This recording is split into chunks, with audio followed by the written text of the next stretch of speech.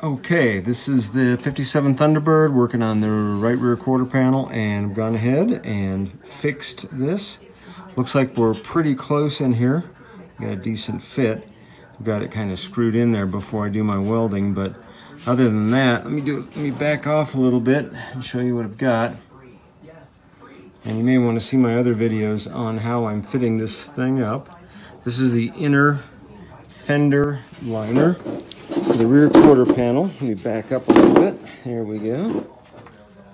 And that's how this thing is fitting right here.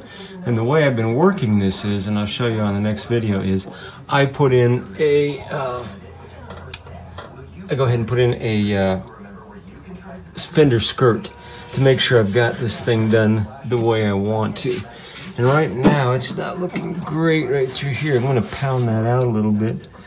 But you can see the overall shape is pretty decent. So there we go. And kind of looks like I've got a good radius and a good fit there. With the inner fender, this is the inner fender that I put in, and that is the inner rear quarter.